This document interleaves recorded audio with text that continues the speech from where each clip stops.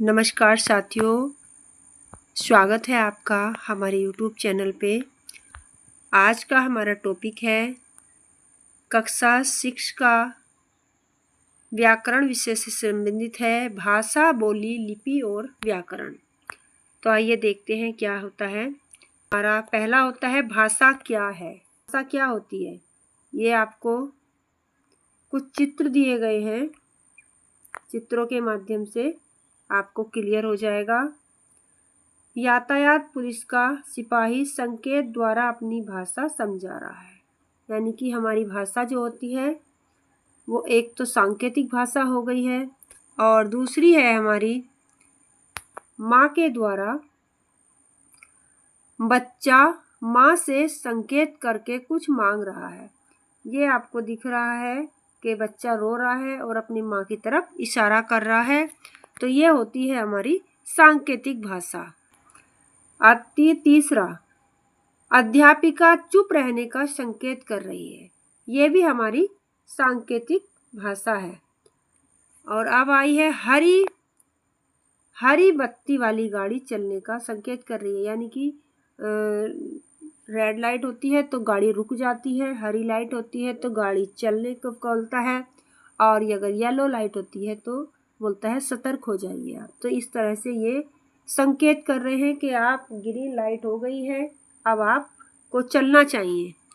Next है हमारा, ऊपर दिए गए चित्रों में यातायात पुलिस का जो सिपाही था और बच्चा था, अध्यापिका तथा हरी बत्ती के द्वारा कोई न कोई भाव व्यक्त किया जा रहा है, परंतु अपनी बात को प्रकट करने के लिए जिन माध्यमों का सहारा ले रहे हैं वे भाषा नहीं संकेत है। संकेतों की यही भाषा सांकेतिक भाषा कहलाती है।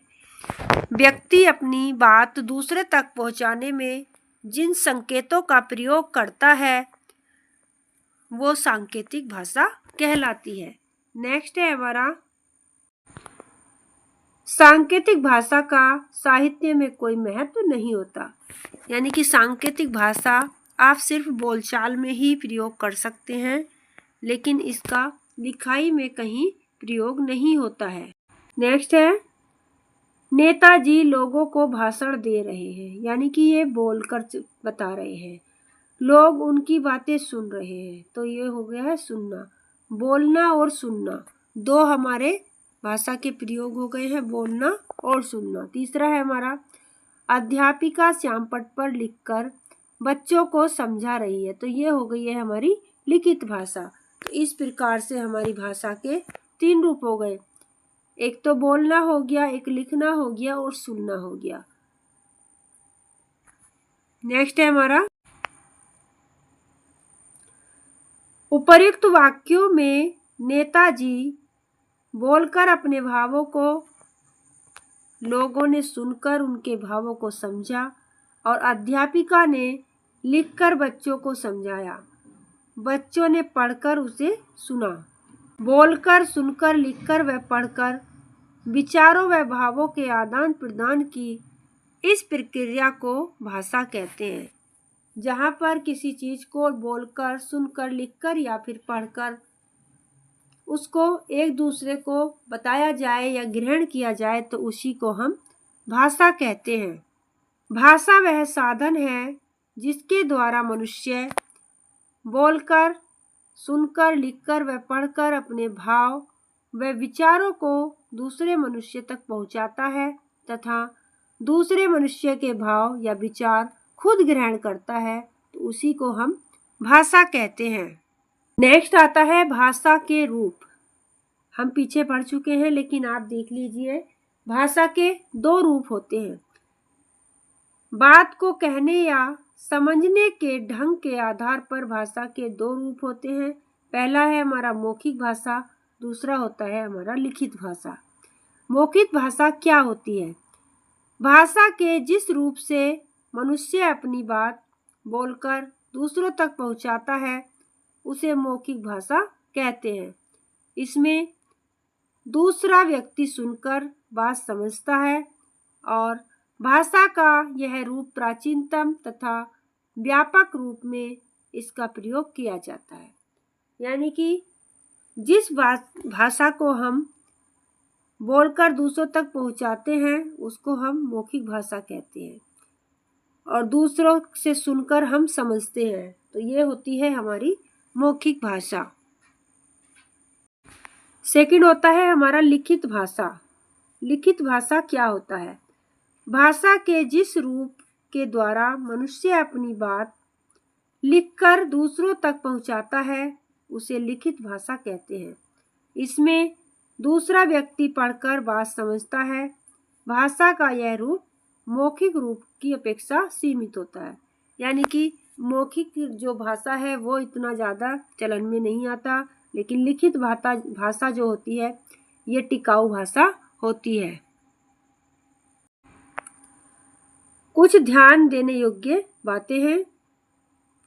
पहला है हमारा, बहुत पहले मनुष्य ध्वनियों संकेतों द्वारा अपनी बात एक दूसरे तक पहुंचाता था। बाद में उसने ध्वनियों को लिखित रूप देना प्रारंभ कर दिया। भाषा का प्रयोग केवल मनुष्य द्वारा ही किया जाता है। पशु पक्षियों द्वारा उच्चारित ध्वनियां पशु पक्षियों की बोली कहलाती है। भाषा जो होती है वो मनुष्य ही प्रयोग करते हैं, और पशु पक्षी जो बोलते हैं उसको हम बोली कहते हैं। अब आता है मातृभाषा क्या होती है। मातृभाषा का अर्थ, माँ की भाषा अर्थात वह भाषा जिसे बच्चा अपनी माता और परिवार से सबसे पहले सीखता है। जैसे हिंदी भाषी परिवार में जन्मे बालक की मातृभाषा हिंदी होती है। अगर कोई बच्चा इंग्लैंड में रहता है तो उसकी भाषा अंग्रेजी होती है। नेक्स्ट है हमारा बोली। सीमित क्षेत्र में प्रयोग में लाया जाने वाला भाषा का अल्प विकसित रूप बोली कहलाता है। एक राज्य में अनेक बोलियां प्रचलित हो सकती हैं। बोली में साहित्य की रचना प्राय नहीं होती। अवधी, ब्रज तथा खड़ी बोली भाषा का रूप ले पाई है, जो वर्तमान समय में हिंदी के नाम से जानी जाती है। राजभाषा क्या होता है? यह वह भाषा है जिसका प्रयोग संपूर्ण राष्ट्र करता है। भारत की राष्ट्रभाषा हिंदी है। भारतीय संविधान के अनुच्छेद 343 के अनुसार 14 सितंबर 1949 ईस्वी को हिंदी को भारत की राजभाषा के रूप में स्वीकारा गया। इसलिए इस दिन यानी कि 14 सितंबर को प्रतिवर्ष हिंदी दिवस मनाया जाता है। विश्व में सबसे अधिक बोली जाने वाली भाषाओं में हिंदी भाषा तृतीय स्थान रखती है। भारतीय संविधान में वर्तमान में 22 भाषाओं की मान्यता प्राप्त है। ये मोस्ट इम्पोर्टेंट क्वेश्चन है जो आपका परीक्षाओं में भी आता है। एक तो आता है ये कि भारतीय संविधान के कौन से अनुच्छेद में हिंदी को राष्ट्रभाषा का दर्जा दिया गया है। अब आता है लिपि। लिपि क्या है? विश्व की सभी भाषाओं को लिखने के अलग अलग ढंग हैं। प्रत्येक भाषा को लिखने के लिए उनके निश्चित चिन्ह हैं जिन्हें हम लिपि कहते हैं। भाषा की ध्वनियों को लिखने के लिए निश्चित चिन्हों की व्यवस्था को लिपि कहते हैं। ये हमारी लिपि की छोटी फॉर्म में परिभाषा है। भाषा की ध्वनियों को लिखने के लिए निश्चित चिन्हों की व्यवस्था को ही लिपि कहते हैं। कुछ भाषाओं की लिपियां दी गई हैं। एक साइड है भाषा, दूसरी साइड है लिपि। हिंदी, संस्कृत, मराठी, नेपाली, कोंकणी, मैथिली, बोडो, संथाली और कश्मीरी, इनकी जो लिपि होती है वो देवनागरी होती है। सेकंड है अंग्रेजी, फ्रांसीसी, जर्मन और इतालवी, इनकी जो लिपि होती है ये रोमन लिपि में लिखी जाती है। पंजाबी की लिपि गुरमुखी होती है, और उर्दू की लिपि जो होती है वो फारसी होती है। बंगला की लिपि बंगला होती है। व्याकरण क्या है? मैं बाजार जाता हूँ, मैं बाजार जाती हूँ, यह वाक्य अशुद्ध है। इसका शुद्ध वाक्य रूप होगा मैं बाजार जाती हूँ। पहला वाक्य अशुद्ध था क्योंकि उसमें व्याकरण के नियमों का पालन नहीं किया गया था। दूसरे वाक्य में इसे शुद्ध लिखकर समझाया गया है। भाषा के इस शुद्ध रूप का ज्ञान हमें व्याकरण कराती है। यहाँ पर इसमें है में दिक्कत है और हमारा जो हेल्पिंग वर्ब आता है वह क्रिया के अनुसार आता है। मैं बाजार जाती हूँ, जाती हूँ, जाता होता तो है आता, जाता है, मैं बाजार जाता है, इस तरह से भी वाक्य गलत ही होता है। अगर होता हमारा वह बाजार जाता है तो ये वाक्य हमारा सही होता।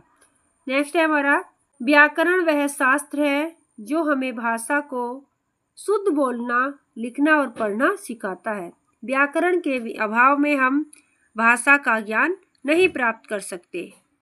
नेक्स्ट है हमारा व्याकरण के अंग। व्याकरण के कौन कौन से अंग हैं? व्याकरण के मुख्य 4 अंग होते हैं। पहला है वर्ण विचार, दूसरा है शब्द विचार, तीसरा वाक्य विचार, चौथा है हमारा पद विचार। इनको हम बारी बारी से देखते हैं। पहला वर्ण विचार है।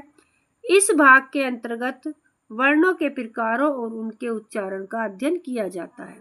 शब्द विचार में इस भाग के अंतर्गत शब्दों के रूप, भेद, महत्व और उनकी उत्पत्ति एवं बनावट के विचार किया जाता है। नेक्स्ट है हमारा वाक्य विचार। वाक्य विचार में व्याकरण के इस भाग में वाक्यों के भेद, उनके स्वरूप, उनके रूपांतरण तथा वाक्य में होने वाली अशुद्धि का अध्ययन किया जाता है। नेक्स्ट है हमारा पद विचार। इस भाग के अंतर्गत संज्ञा, सर्वनाम, विशेषण आदि पदों के स्वरूप तथा उनके प्रयोग का अध्ययन किया जाता है। ये हमारे कुछ पाठ से रिलेटेड महत्वपूर्ण पॉइंट हैं जो याद करने होते हैं। भाषा भावों या विचारों के आदान प्रदान का माध्यम होता है। भाषा क्या होता है? भावों या विचारों के आदान प्रदान का माध्यम है। और भाषा के हमारे 2 प्रकार होते हैं, मौखिक और लिखित। एक होती है सांकेतिक भाषा, लेकिन उसका प्रयोग नहीं किया गया है। भाषा का क्षेत्रीय रूप होता है बोली। अगर प्रत्येक क्षेत्र में बोले जाने वाली भाषा को हम बोली कहते हैं। सभी भाषाओं की अपनी अपनी अलग लिपि होती है। हिंदी के साथ साथ भारत का कई भाषाओं की लिपि देवनागरी है। व्याकरण भाषा के शुद्ध रूप का ज्ञान कराता है। व्याकरण के मुख्य 4 अंग होते हैं। पहला है वर्ण विचार, दूसरा शब्द विचार, तीसरा वाक्य विचार, चौथा हमारा पद विचार। ये सभी हमने इस चैप्टर के अंतर्गत पढ़ा है। आपको ये हमारा पाठ कैसा लगा कमेंट बॉक्स में ज़रूर बताइएगा। और आगे भी इसी तरह के वीडियो देखने के लिए आप हमें कमेंट बॉक्स में कमेंट करके बता सकते हैं कि हम नेक्स्ट वीडियो अपना किस टॉपिक के पर लेके आए, ताकि आपको परीक्षाओं में हेल्प मिल सके। मिलते हैं और वीडियो में, तब तक के लिए बाय।